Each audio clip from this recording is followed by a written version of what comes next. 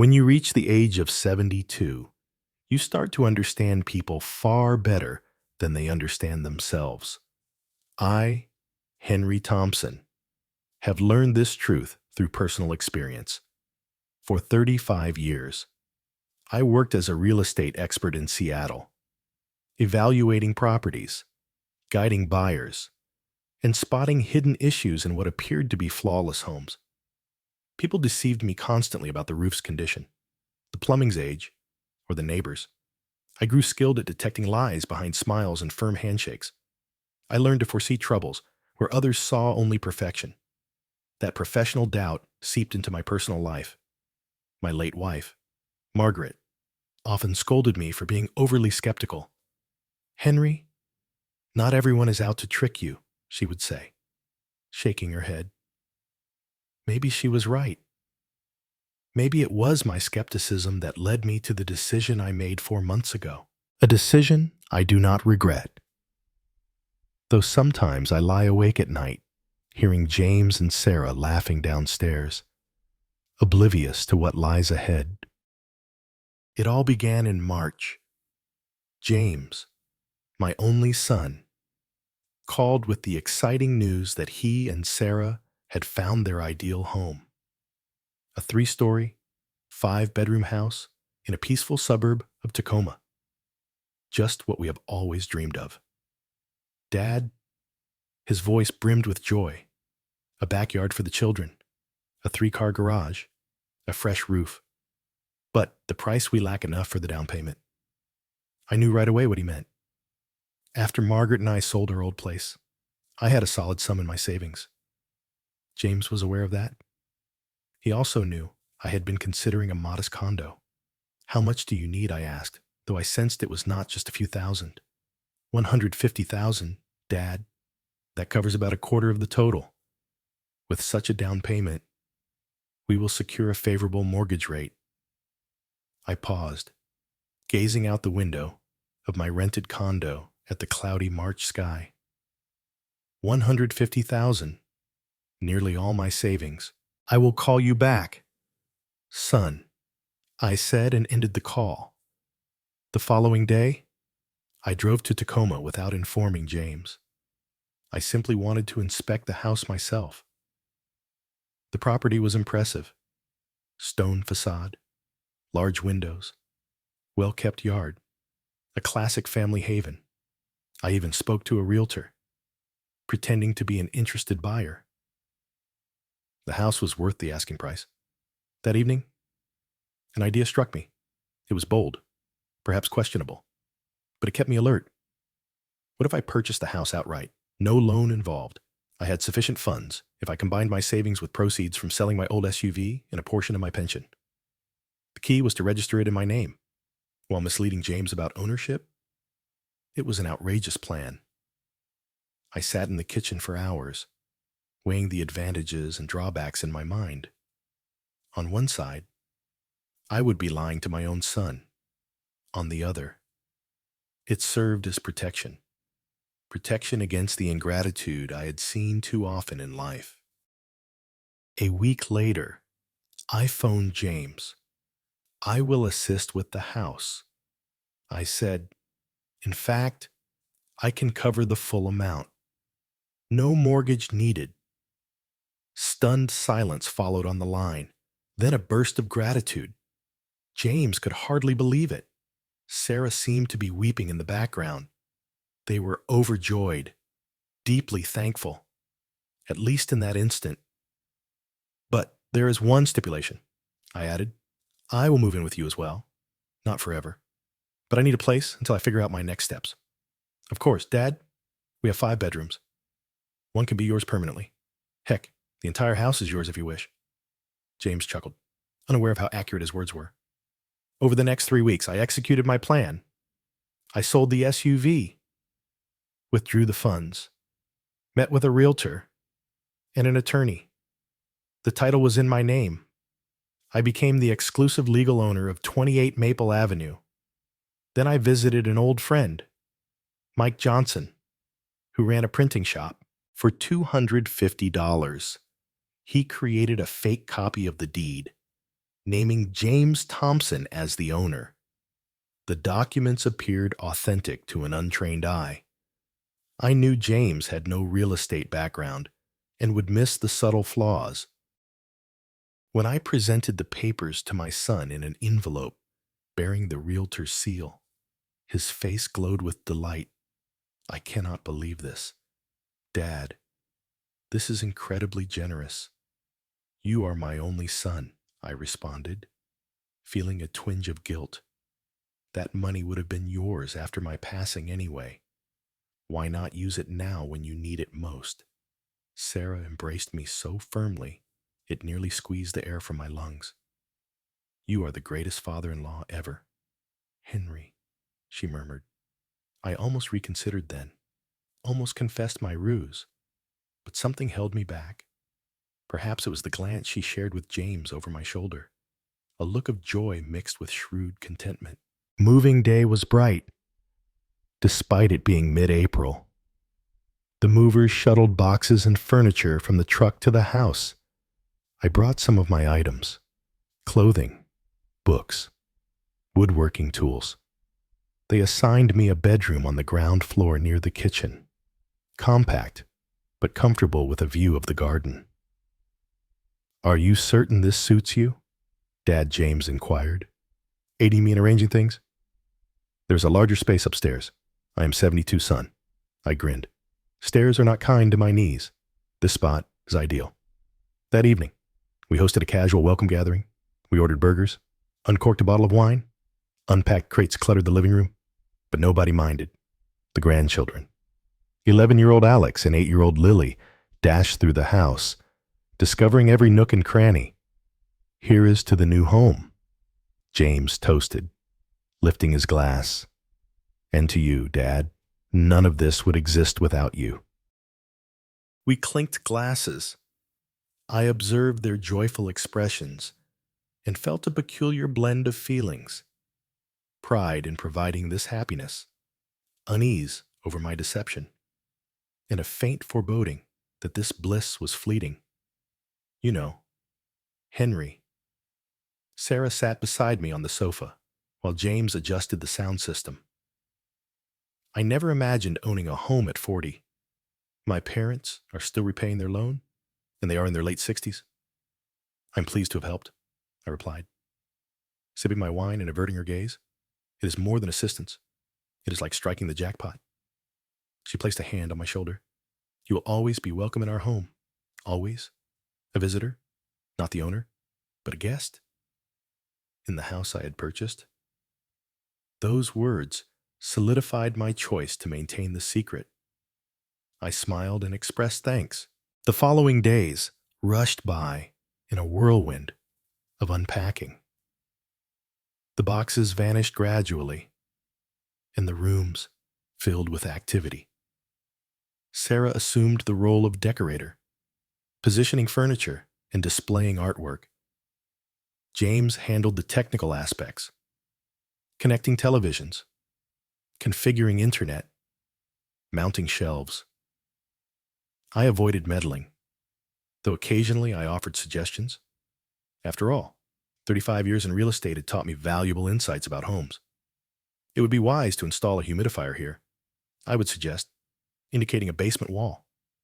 Notice those marks? There could be a moisture issue. Initially, my input was valued. James even sought my advice on selecting garden equipment. But slowly, I observed my words being dismissed more often. Sure, Dad, we will consider it, James would mutter, eyes fixed on his phone. Or, Henry, relax, we have it covered. Sarah would dismiss with a wave. By the close of the third week, I withdrew entirely. It is their house. At least, that is what they believe. Let them proceed as they wish. I will observe and wait in the evenings, seated in my room. I frequently reflected on my motives for the deception. It was not solely my professional wariness. There was another incident I could never erase from memory. 4 years ago, soon after Margaret's passing, I fell into despair. Nothing brought joy. Days merged into a dull haze. James and his family resided in a leased apartment in Seattle. I proposed they stay with me temporarily. The house was spacious, vacant, and I craved companionship. They accepted. But our cohabitation swiftly became an ordeal. Sarah constantly grumbled about the supposed clutter I created. James grew irritated by my routines, like viewing television late or rising early and clattering in the kitchen. The children disregarded my requests not to handle Margaret's belongings. After 3 months, they departed. Sorry, Dad, but we require our own space, James stated. There was no sorrow in his tone, only relief. After they left, I found several precious items missing. Margaret's gold earrings, my vintage stamp collection, even garage equipment. When I confronted James, he denied it initially, then admitted reluctantly, Sarah figured you did not need them. Sorry, Dad, we will return them. They returned nothing, and I suppressed my anger. What else could I do? Argue with my only son, destroy our already strained bond. It was then, I believe, that the seed of distrust took root, blossoming 4 months ago into a complete strategy, a strategy now unfolding. I finished my coffee and checked the time. It was nearly midnight. Faint voices of James and Sarah drifted from the adjacent room. They were planning a weekend outing to a home store for fresh decor. I wondered if they recalled who funded this house and how they would react upon learning the truth. From the shift in their demeanor over recent days, I already suspected the response, and it troubled me. But I held a trump card, one I would play when necessary. I switched off the lamp and retired to bed. Sleep evaded me. My thoughts swirled about the future, whether I had acted rightly by misleading my son, what Margaret would say if she knew. You have always been too distrustful, Henry, she might remark, and then she would add, but usually, your doubts proved valid. I smiled into the shadows. Yes, dear, I am often correct. And this time, I fear there will be no exception. Already, after merely 4 weeks, I could detect their attitudes evolving. The smiles grew forced. Discussions halted when I entered. My mug was misplaced on the highest shelf. My seat was relocated to the edge, distant from the television. Minor details, minor for now. But I knew the direction, and when the time arrived, I would be prepared. It is remarkable how swiftly novelty turns ordinary. 3 months passed quickly. July was mild, and the Maple Avenue house no longer seemed vacant. The crates had vanished, artwork adorned the walls, and the yard grass flourished. James had even hung a hammock for the kids between 2 ancient pines. Daily, the house became increasingly their domain and decreasingly mine. At first, the shifts were subtle. Sarah began overlooking me at mealtimes.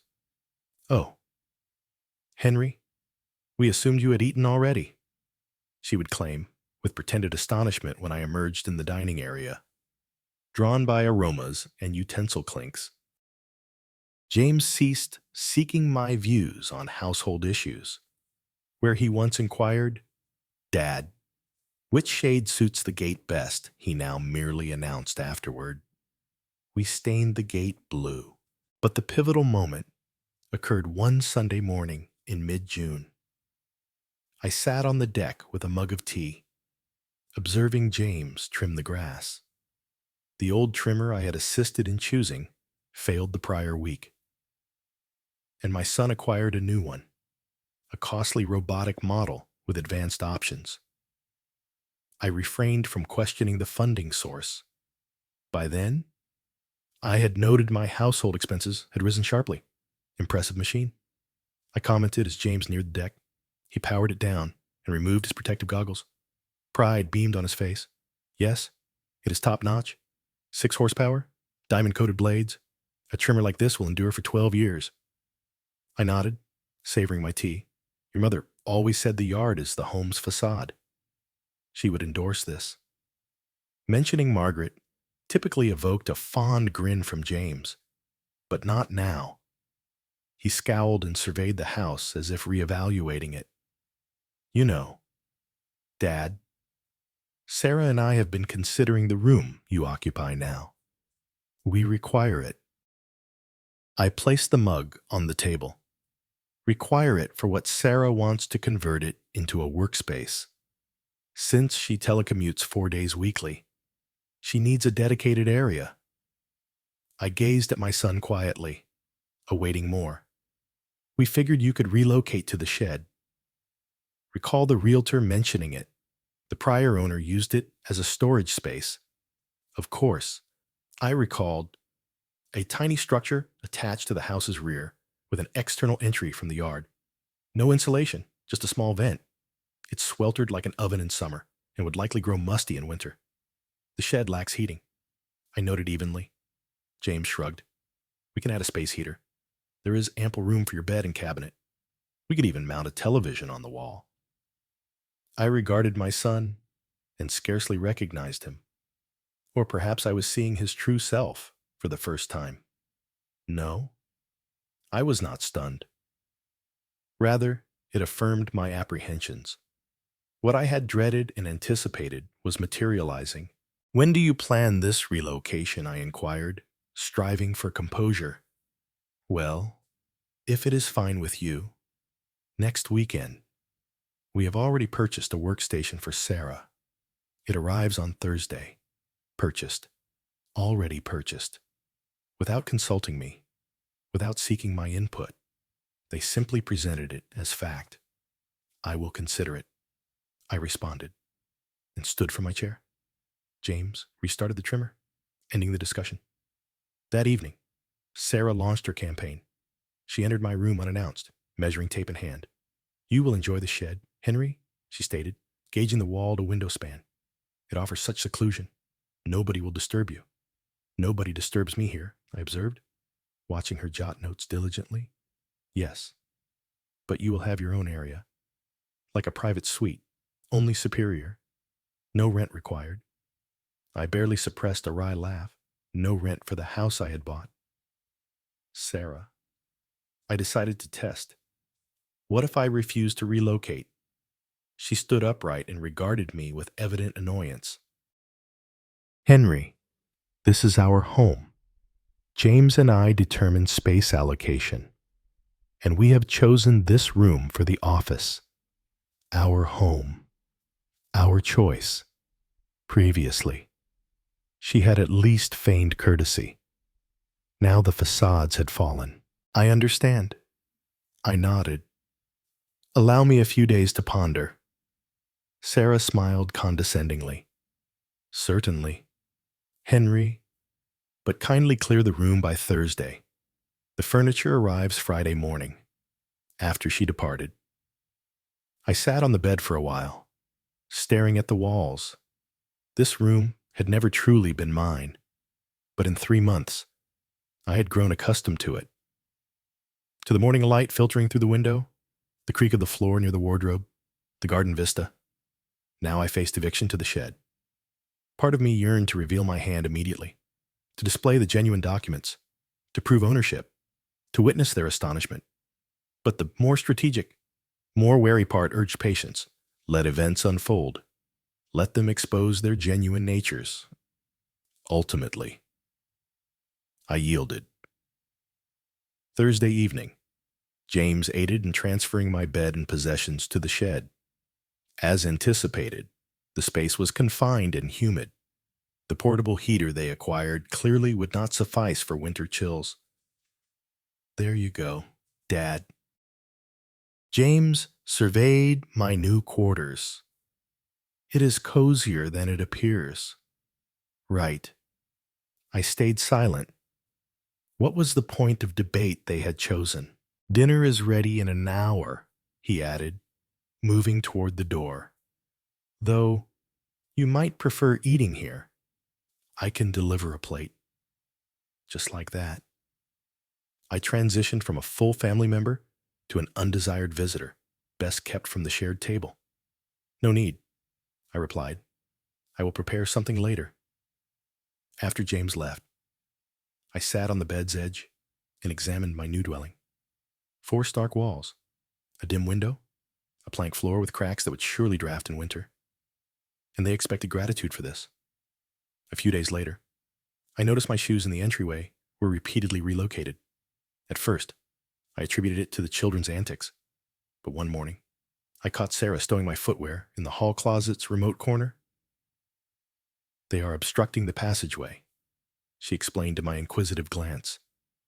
2 pairs of shoes obstructing the wide entryway. Naturally. My books from the family room had shifted to the uppermost shelf, beyond my easy reach. My preferred blanket vanished from the sofa. My cup was absent from the kitchen rack. It was shoved into a distant cabinet among rarely used items. I was systematically erased from the home, and they pursued it with such enthusiasm that it was evident it was not about practicality. It was a declaration, a signal. You are an outsider here. The grandchildren swiftly absorbed the alteration in their parents' stance toward me. Children are keenly attuned to such shifts. Where Alex once sought homework aid and little Lily clambered onto my lap with a storybook, now they maintained distance. One day, I overheard Alex tell his sister, "Do not visit Grandpa. Mom said he is a cranky elder and needs solitude." Cranky elder? Me, who had spent a lifetime striving for calm and reason. Me, who never elevated my voice to my grandchildren. Now I was the cranky elder. Another time, Lily collided with me in the corridor and retreated against the wall as if I were a fiend. "What are you frightened of me?" I asked with a grin. She shook her head, but her eyes betrayed her. "Mom says old folks can be odd," she eventually admitted. "And to be cautious around you." I knelt to her level. "I am still the same grandpa who read tales and escorted you to the playground. I have not changed."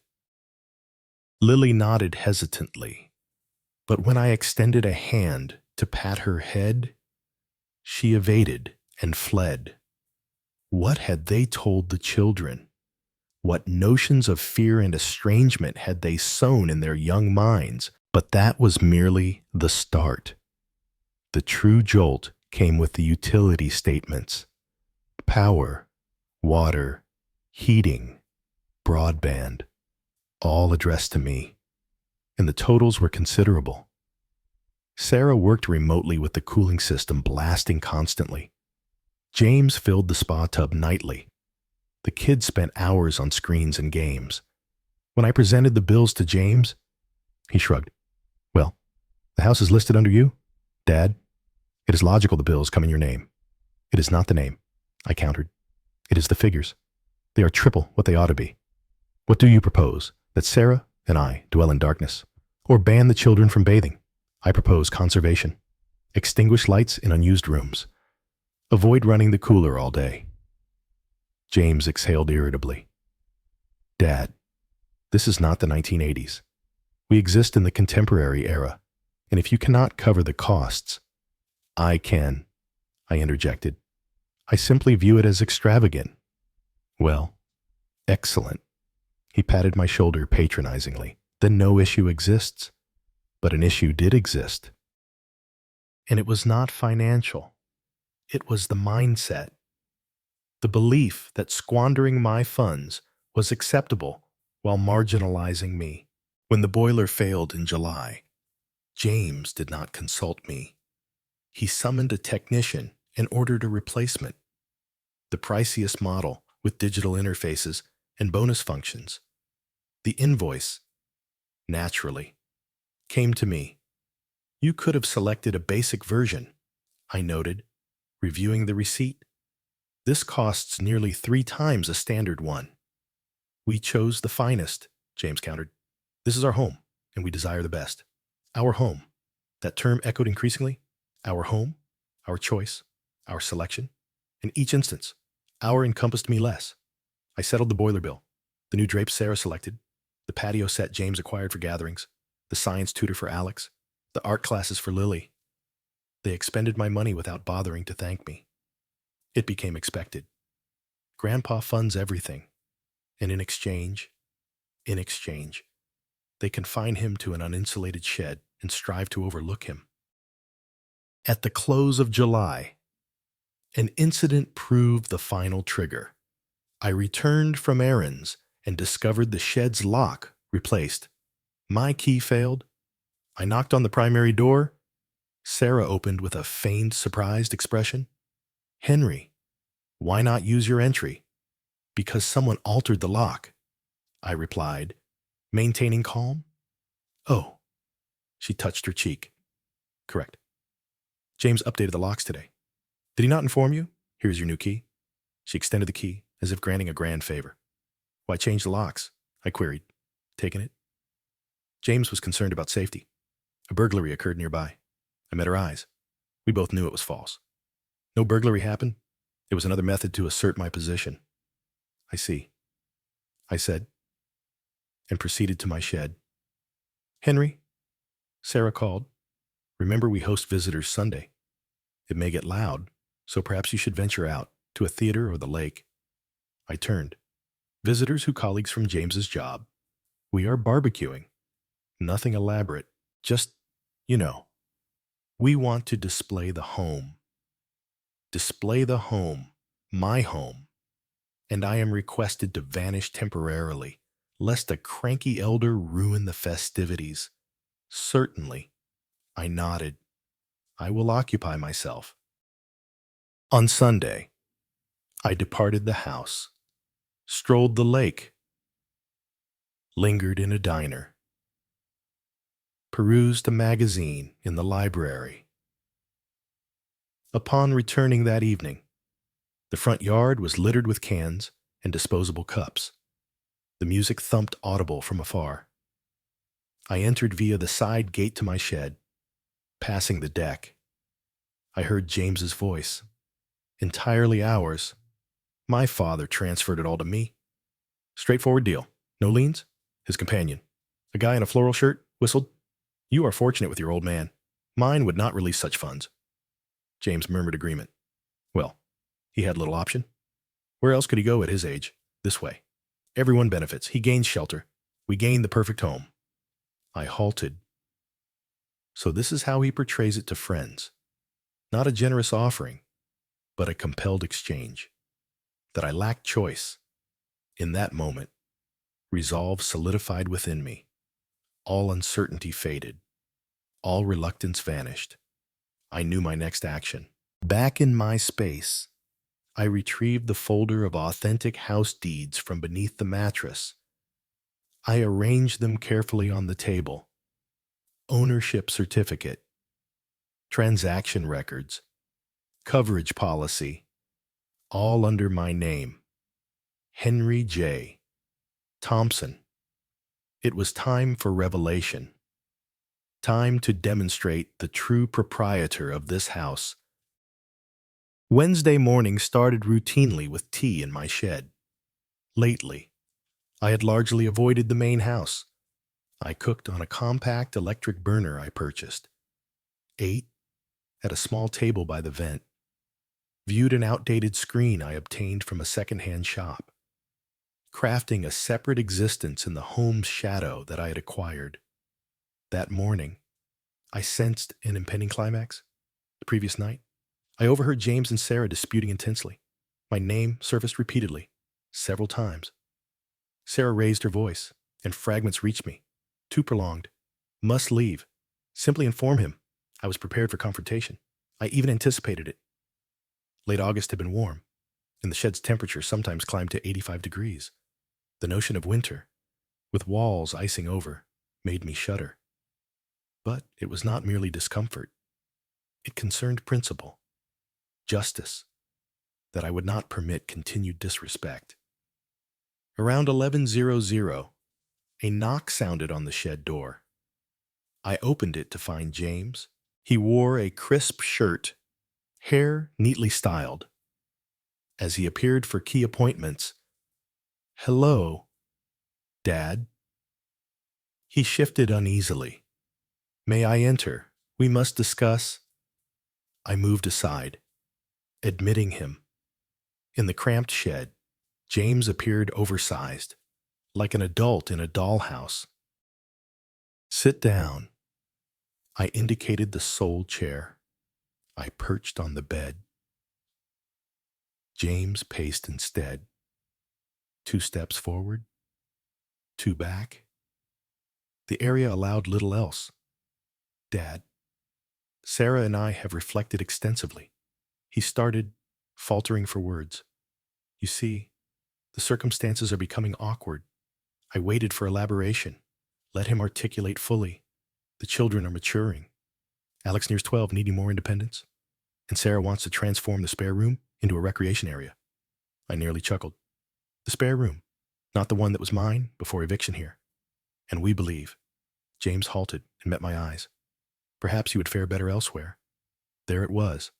A direct proposal to depart, vanish, exit elsewhere, I echoed, staying composed. "Such as well? There are fine retirement communities. The one on Oak Lane recently upgraded all amenities. They offer private suites with round-the-clock care. Retirement community. At 72, while still self-sufficient, active, and lucid. They aim to place me there." "Who will fund this community?" I asked, knowing the reply. James shrugged as if it were trivial. "You have retirement income plus reserves. And you can always rely on our support." Their support. After seizing my funds, my home, my respect, they proffer aid. "Intriguing proposal," I said. "When do you anticipate my departure?" James relaxed visibly, assuming the toughest part concluded. "Well, we recognize you need time to gather belongings and handle forms. Say, 2 weeks, by next Wednesday. 2 weeks, 14 days to bundle one's life and fade, to clear space for the recreation area." "I will contemplate it," I replied. "It is a major choice." James frowned. "Dad, there's little to mull. Sarah already scheduled your tour at that community Friday, 4:00 p.m. She already did, without inquiring. Without my consent? Well, since Sarah has decided, I could not suppress sarcasm. Do not begin. Dad," James raised a palm, "she seeks what is optimal. We both do. Optimal. For whom? For all. For the children. For you. For us. This setup. It is not standard. You reside in a shed like a recluse. You scarcely interact with family. It embarrasses the children. The children are embarrassed." I interrupted. "Or Sarah is embarrassed explaining to friends why her father-in-law dwells in the garage out back." James flushed. "It is not a garage. And yes, Sarah deserves to host guests in our home without concern about what? About the elder lingering. Do not escalate, Dad. This is not about age. It is about this arrangement failing. You see that?" I saw it.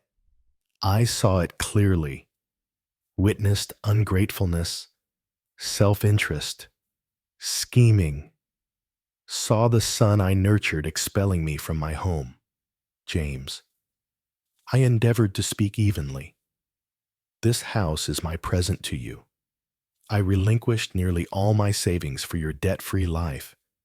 And in thanks, you offered to dispatch me to a retirement spot. You stated it was temporary, that you would reside with us until deciding further. It has been nearly 5 months. 5 months, I repeated. Is that excessive for tolerating your father's presence?" James sighed, as if clarifying basics to a youth. "It is not that. We have our lives, our plans. You did not expect eternal cohabitation. Did you truthfully?" I had not.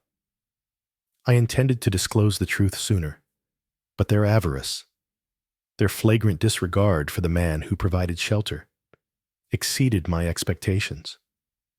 And I wanted to observe their limits, Now I knew. They would proceed fully to eliminating the burdensome elder. Fine. I stood from the bed. I comprehend. Inform Sarah we will resume this at supper. The entire family. James evidently had not foreseen that. At supper. But if you intend to oust me, muster the bravery to do so directly, all together at one table. The color drained from his face, but he nodded. Fine. 600. After he exited, I sat at the table and retrieved the folder. Everything was prepared. I had pondered long, and now the resolution was firm.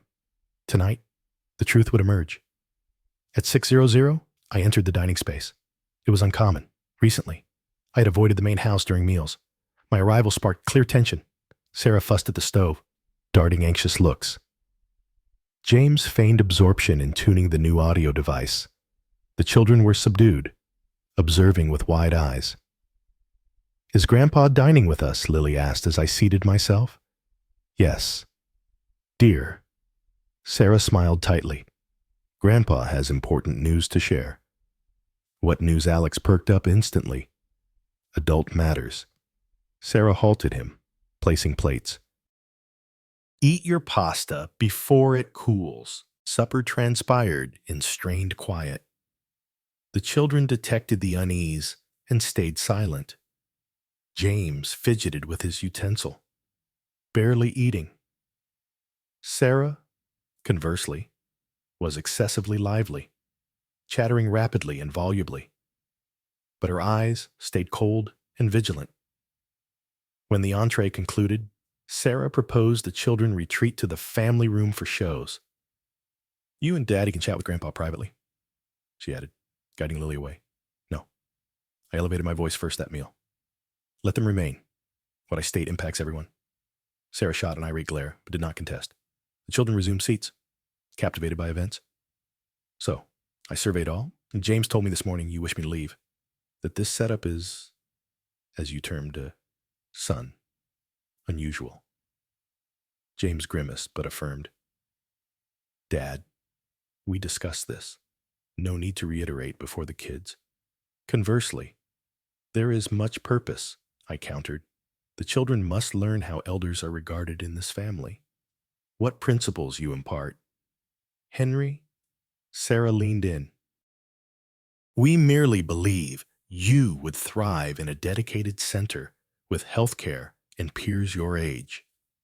Out of view, out of thought. I interjected. That is unjust. Sarah cried. We consider your welfare. No.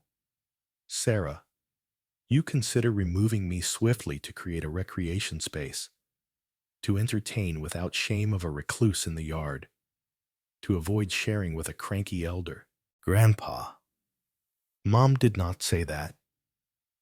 Alex interposed, but his eyes showed deceit. He had heard those words, likely echoed them. It is fine, Alex. I smiled at my grandson. Adults utter unkind things sometimes, but words carry repercussions. What is your aim? Dad James grew impatient. If you seek a spectacle before the kids, I seek to address gratitude. I cut in. About how you reciprocated a gift valued at hundreds of thousands for the home I acquired for you. Sarah huffed. We thanked you countless times. What more daily bows know? I sought basic respect. But instead, I received this eviction to the shed, disregard, and now the proposal to depart. Dad, we value it. Truly. James softened his tone. But recognize this is our home, and we decide residency. Your home, I arched a brow. Yes, ours. You transferred it to me. The truth's moment arrived. I withdrew folded papers from my pocket and laid them on the table. No, James, I never transferred the house to you. Silence enveloped the dining room. Sarah and James stared at the documents like an explosive. What are these? Sarah uttered finally. The genuine house deeds, ownership in my name. James seized the papers and scanned frantically. But we possess forgeries. I shrugged. Excellent ones. But forgeries still. I never registered the house to you, son. I bought it under my name, remaining the sole owner. James's face paled, then reddened with fury. You deceived us, yes, as you deceived me, vowing refuge and concern, yet rendering me an unwelcome visitor. Sarah sprang up, eyes flashing. You lacked right. This is deceit. No. Sarah, deceit would be impersonating or stealing funds falsely. I merely fibbed about registration. The papers you saw lack legal force. Just stamped sheets. You cannot. James struggled to accept. You vowed. You said this was our home. And you vowed eternal welcome. One room yours forever. Recall those words. James, we both breached vows. The difference I predicted your disloyalty. You did not. Alex and Lily exchanged scared looks between parents and me, not grasping fully, but sensing collapse. Grandpa, Alex started hesitantly. Does this mean you own the house? Not Dad. Yes. Alex? I smiled gently at my grandson. The house was always mine, and will remain so. Sarah slumped into her chair, as if boneless. What now? You will evict us. Fear tinged her voice, raw fear of displacement, the fear they intended for me. I have not decided, I replied truthfully. First, I wish to hear your defenses. Justification. James lipped up. You tricked us, and we must defend, yes. Son, my trick was safeguard against your ungratefulness, and time proved it essential. We were not ungrateful. Sarah defended. We permitted your stay in a shed. I added, it is not a shed, and we never withheld meals. Or did you? What of the evening you instructed James to bring a plate? So I avoided the table, Sarah faltered, face crimson with shame or wrath. Hard to discern. You viewed me as a load. I proceeded. Like awkward furniture, unthrowable, but pushable aside. You alienated my grandchildren, spent my money without consultation, and ultimately resolved to discard me in a retirement home. It was not a retirement home, Sarah began, but I raised a hand, halting her. Labels matter little. You aimed to expel me from my own home, the home I bought. Heavy silence filled the dining room. Lily sobbed softly, not comprehending, but feeling strain. James broke it finally. What will you do? His voice was dull, beaten. I gazed at my son long, seeking the boy I taught cycling, the teen I aided with studies, the youth I advised predates, but I saw only a distant, antagonistic man, a man ready to abandon his father for extra space. I have not decided. I reiterated. But I have 2 weeks. Right? That is what you allotted me for packing. I stood from the table. My legs felt unsteady, as if after a long race, in a sense, an emotional one, spanning months. Good night. I nodded all. See you tomorrow. As I left, I heard Sarah sob. Not remorse. No. From dread and fury, realizing power had shifted, I walked slowly to my shed, shut the door, and sat on the bed. Conflicting emotions stormed inside. Satisfaction in voicing accumulations. Bitterness in acknowledging my son's estrangement. Ache for grandchildren entangled in this mess. For the next 3 days, oppressive quiet dominated the house. James and Sarah evaded me like a plague bearer. Even the children were hushed. No dashing, no yells, no giggles. As if a thundercloud loomed, signaling storm. I used this brief calm to proceed. Thursday morning, I contacted my old associate, Robert Hayes, a property lawyer I had encountered professionally, scheduled a meeting that afternoon, then assembled all house-related papers titles, receipts, policies, bills, anything proving my rights. Robert welcomed me in his office, a compact, yet warm room in a historic building on Central Boulevard. Though in his 70s, Robert appeared vigorous and sharp. His silver mustache enhanced his authority. Henry Thompson. He gripped my hand solidly. Long time. You look decent for a man facing eviction from his own property. I smirked. Always valued Robert's frankness. You know this is not fully ethical, he noted, reviewing my submissions, deliberately misleading your son about ownership, and banishing your father to an uninsulated shed, then a retirement home is ethical, I countered. Robert raised palms conciliatorily, not judging. Henry, just noting. Legally, you are solid. The house is yours. You can act as desired, including ousting occupants. I want it all proper. I stated, no gaps, no challenges. Then a formal eviction notice is needed. Robert drew a template from his drawer. Typically, 45 days to vacate. But for a family without lease, it could shorten. No. I shook my head. Make it 45 days. I refuse to see children homeless due to parental errors. Robert nodded and completed the form. Occupants' names, James Robert Thompson and Sarah Lynn Thompson. Property address, 28 Maple Avenue, Tacoma. Eviction reason, how to condense months of neglect. Disdain, selfishness into one line. Breach of verbal pacts and owner's trust violation. I said finally. Robert grinned. Sufficiently formal? He filled remaining sections. Printed triples. Signed and stamped. Here. He extended the papers. Retain one, deliver the others. Ideally with witnesses. To avoid denial. Witnesses will not issue. I smiled wryly. The neighborhood knows our dramas. En route home, I contemplated next steps. James might contest ownership, perhaps alert authorities on fraud. But documents are pristine. The house is mine. End upon arrival. The driveway was vacant. No James's vehicle or Sarah's SUV. Likely errands or children's activities. This granted preparation time. I entered my shed, placed 2 eviction copies on the table, and sat in the lone chair. Now, wait. They returned around 7:00 p.m.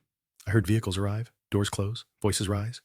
From the tone, combative mood, I opted to delay, let them settle, dine, bed the children. Serious talk best without extras. But fate intervened. Around 9:00 p.m., footsteps on the shed porch, then forceful knock. Without awaiting reply, the door flew open, revealing James and Sarah. Both appeared resolute. We must talk, James began abruptly. About the documents you displayed yesterday. I nodded, gesturing to a seat. Enter. Sit. We will stand. Sarah snapped. This is brief. In her grasp. I spotted papers. She caught my look and smiled victoriously. We consulted our attorney, she said, and guess what he advised? Even if the house is yours, we retain residency rights. Really, I raised a brow. On what grounds verbal pact basis? James interjected. You declared it ours, gave deeds. It counts as gift, forged or not. I restrained a grin. Events unfolded as foreseen. Intriguing notion. I said, but one flaw. Verbal real estate gifts lack binding. Needs notarized transfer. But you lied, Sarah exclaimed. It is fraud. Fraud, perhaps, I conceded. But legally, I own and decide occupants. James advanced, face twisted in rage. You cannot oust us. We have children. I will not oust onto streets, I replied serenely. Standing. But I want you to experience fate hinging on another's mercy. I took the eviction notices and extended one each. Please review. Sarah grabbed and read swiftly. Her eyes widened, face ashen. 45 days. She glanced from paper to me. You allot 45 days to leave. Are you insane precisely as you planned for me? I noted. Even more, you mentioned 2 weeks. James crushed the paper. I doubt you can. Evicting your son, grandchildren. And I doubted you could banish me to a shed, then retirement, I countered. But life surprises. Yes, Sarah shifted from shock to rage. This is vile. You orchestrated a trap. No, Sarah. I merely foresaw your response, predicted power abuse once felt, and I was correct. Untrue? She elevated voice. We always respected you. Enough falsehoods. I raised hand, stopping. We know my treatment, how it would conclude without safeguard. James flung the crumpled notice down. We stay. This is our home. We fight. Your choice. I shrugged. But law favors me. If here in 45 days, next talk involves authorities. Sarah wept loudly, dramatically, hands over face. James embraced her, glaring destructively. Come, dear, he said, nothing left here. They headed out. But at the door, James turned. You will regret, Dad. I vow. After departure, I sat silently long. James's threat undaunted me. What could he do? Litigate? Complain to kin? Irrelevant. Crucial, I regained control. The evening's remainder passed quietly. No sounds from main house, as if empty. I chose early bed. Tomorrow challenged. I awoke to banging. Someone hammered the shed door violently, shaking it. I checked time. 8:00 a.m. Early for visits. Donning robe. I approached. Who opened? James's voice odd. Intoxicated or agitated. I opened and recoiled. James surged in. Box of my items. Here. He dropped it. Gather and leave now. Behind. Sarah hauled more boxes to porch. Face twisted in fury. What occurs? I asked, comprehending.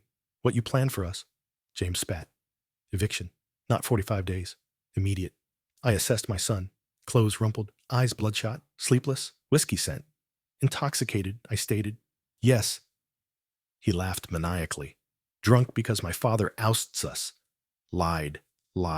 Betrayed. James, I spoke calmly. You are unfit for decisions. Discuss sober. Nothing to discuss. He seized another box from Sarah. Tossed in. Leave our house. Here. Leave. Reason impossible now. Needed time.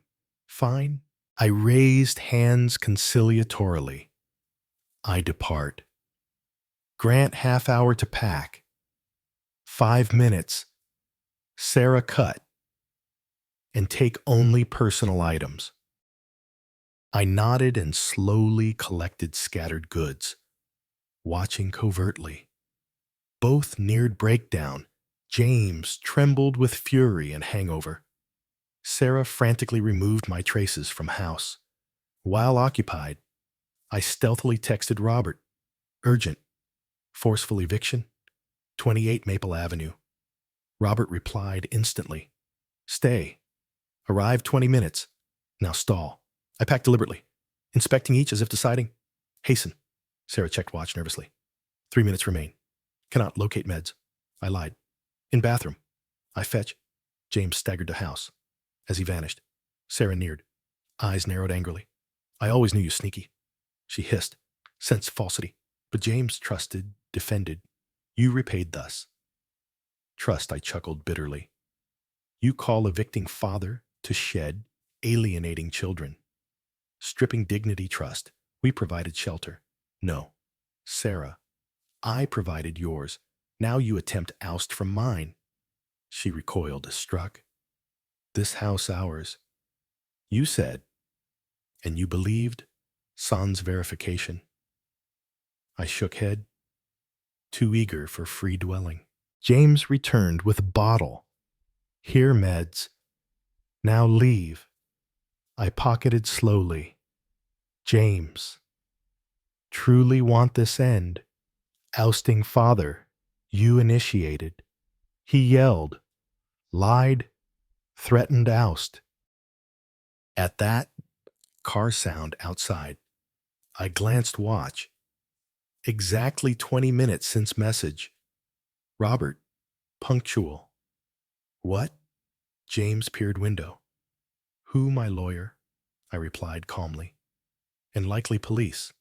Reported forceful eviction from my home. James's face horror-struck. You summoned police on son and you oust father, I countered. We crossed lines. Yes. Knock on shed door?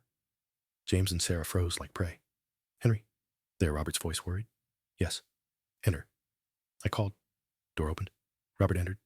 Behind, police vehicle at curb. What here? Robert surveyed scattered items. Porch boxes. Frozen James and Sarah. Family dispute, I said. Son and wife attempt to evict me from my property. It is ours, Sarah shouted, voice trembling. Robert extracted folder from case. Per records. 28 Maple Avenue, owned by Henry J. Thompson. Verified registry this morning. He extended papers to James. He took trembling. Scanned. Face paled further. This impossible, he muttered. I have documents. Forgeries, Robert retorted. Seen them. Fine craft, but void legally. Sarah collapsed to nearest seat, face in hands. Oh, Lord. Oh, Lord. Another knock. Police officer, young with stern face. All well. He surveyed group. Received unlawful eviction call. Under control? Officer, Robert replied. Family mix-up. Client, Mr. Thompson legal owner. Son and daughter-in-law. Emotional. Tried evict. But now, grass bearer. Officer eyed James and Sarah. True, James nodded slowly. Eyes down. Sarah wept quietly. Good. Officer eased. No report then? But if recurs? It will not?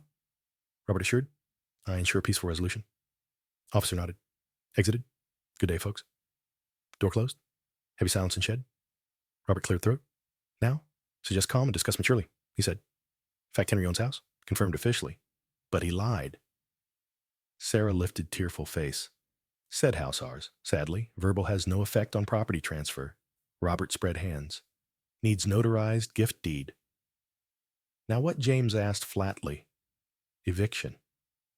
Robert looked to me. I sighed. Let us sit. Discuss sans shouts or threats. We relocated to house. Family room. Children asleep. We spoke softly to avoid waking. Robert beside me. James and Sarah opposite. Both appeared vanquished. Eviction notice stands. I began. 45 days to find new residence. Sarah sobbed, but quiet. However, I continued. I will not oust the streets. If more time needed for housing, discussable. What purpose the charade, James asked wearily. Why lie? Make us think house ours. To observe actions, I answered candidly. And you demonstrated. Once power sensed. Abused, evicted me to shed. Ignored, alienated children. Finally discard. We meant no harm, Sarah murmured. Thought best for all? Best for whom? Sarah? For you? Yes, not me. She averted eyes. Wordless. What proposed James asked. Seek new residence, yes. I affirmed. House mine. I plan live in it. But grant time. Over 45 days if needed. And aid, down payment on new spot or home. After our deeds. James looked surprised. You are my son, I said plainly, regardless. Remorse flickered in his eyes, but vanished. Too much said. Done for normalcy. What if we verify registry? Sarah suggested suddenly.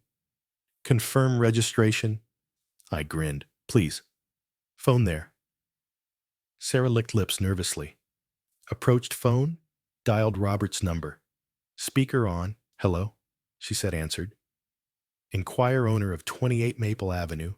Tacoma. Moment. Woman replied. Keys tapped. Registered to Henry James Thompson. Date April the 5th this year. Sarah paled further. Thanks, she muttered. Hung up.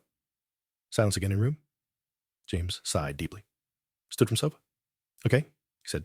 Understood. House yours. We begin housing search and return your items properly. Sarah added softly. Apology for today's mix-up. I nodded, accepting capitulation. Details later, when calm. They ascended, likely private talk. Robert patted shoulder. Resolved, he said. Still, move to main house. Unpredictable retaliation. I doubt risk. I replied. Now no law sides me. Robert departed. Need me. Call. Careful, Henry. Family disputes unpredictable. I escorted him out, returned to room. Sat in old chair. Once cornered month ago. Now by window. Prominent. The morning was crisp and fresh. I rose early around 5:00 and lingered in bed, reflecting on prior events. Scandal, police, ownership confirmation. It left bitterness, but relief. Situation, clarified. No games, pretenses, just truth, however harsh. I arose, showered in Shed's tiny bath, donned fresh shirt and trousers. Today, significant. Wanted fitting appearance. At 9:00 a.m. Knock. Opened to Robert with two uniformed men. Morning. Henry. Robert shook hand. This bailiff David Larson and assistant Kyle. Here to deliver eviction order. I nodded bailiffs. Stepped aside. Enter. Coffee would not refuse. Robert smiled. Bailiffs declined politely. While brewing. Bailiff Larson. Sturdy mid-50s with gray temples. Reviewed papers. All order, he said. Notice served yesterday. Proceed official. Tenants may stay another 44 days. Unless alternate agreed. Understood. I nodded, extending coffee to Robert. But yesterday, forceful eviction attempt. Fear repeat. Hence us. Robert interjected. Confirm your rights.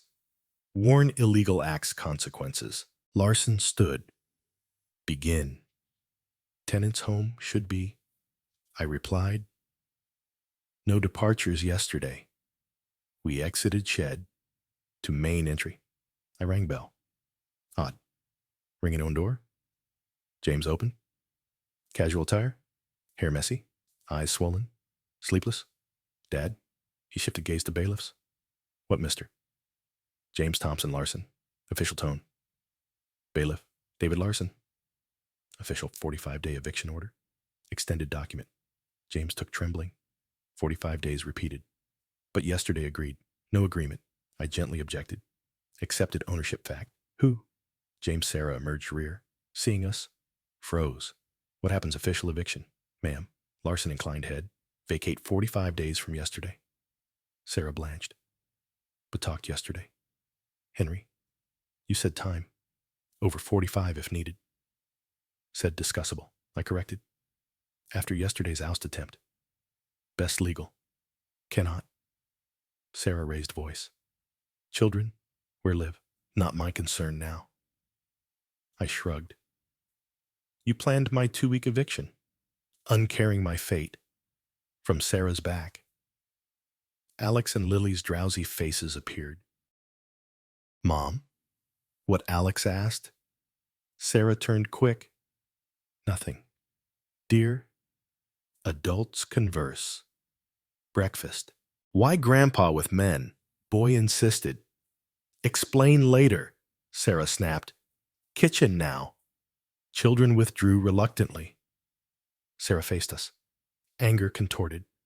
Purposeful, she hissed. Before children. Humiliate. Merely law. I replied calmly. As you yesterday with porch items. James, order in hands. Looked adrift. Now move, month. Yes. Larson nodded. Or negotiate with owner. But his call? May enter, I asked. My house. James stepped silently. Admitting hallway? We proceeded to room. Once joyful welcome sight. Sit. I gestured bailiffs to couch. Odd inviting an own home. Robert extracted another paper. Additional order, he said to James and Sarah. Bars preventing Henry access any house part. Owner? Can be anywhere. Mean he moves back while we pack Sarah indignant? Watches us frantic housing hunt. Precisely. I nodded. Intend return old room tonight. But my items there. Sarah cried. Desk. Computer. Until tonight relocate. Say until 7:00. Sarah seemed explosive. James, hand on shoulder. Restrained. Fine. He muffled. Done. Need private talk. They withdrew kitchen. Whence muffled voices immediate. Sarah cried. James argued fervently. Bailiffs rose. Task complete, Larson said. Order delivered? Issues? Call. I escorted door? Robert lingered. Sure, stay alone, he asked. Unpredictable? Manageable, I replied. No law sides me. Robert shook hand. Luck. Friend? Need. Inform. After guests gone. Back to room? Sat chair? How peculiar. House mind yet alien. Knew every corner, but months changed, reflecting James and Sarah's preferences. Soon, James emerged kitchen alone. May talk, he asked, sitting opposite. I nodded. Waiting. Purpose all? Dad. Genuine pain in voice. Why bailiffs? Formal papers would have left anyway. Trust promises no more. I blunt. After yesterday oust. Official best. Desperate. James cried. You tricked. Set up. And you retirement home attempt. I parried. After my sacrifices. James bowed head. Not proud. Sarah's idea. I backed. Yes. Cruel. First remorse note in voice. But late for mend. What do I asked? Where go unsure? He shrugged. Perhaps condo. Or Sarah's parents. Though she dreads. Aid down payment. New place. I repeated promise. Not you, Sarah. For kids. James, surprised gaze. Really? After events. Alex Lilly. Faultless parental flaws. I shrugged. And I honor word. Unlike some. James sighed. Packing starts tonight. Clear room as requested. Thanks. I nodded. One more? Talk kids. Explain my way. No? James leaped. Not again. Involved not? Already involved. I calm objected. Want not think me villain ousting parents. Tell truth? Age appropriate? James clenched fists. Paused. Nodded slow. Fine. But present? Agreed. Kids talk post lunch. Gathered room me, James, Alex, Lily. Sarah declined. Citing packing. Kids, I began. Eyeing serious faces. Discuss events. You fight mom, dad. Alex said prompt. Now move. Yes? True. I not deny evident. Reason not lack love. Reason adults err. Cannot mend. What errs Lily asked. Fiddling dress hem. I eyed James. He nodded silent. Permit, continue. Bought house my name. Told parents theirs. I explained. Untrue. My wrong. Why? Grandpa Alex frowned. Feared real gift. Respect cease. Sadly.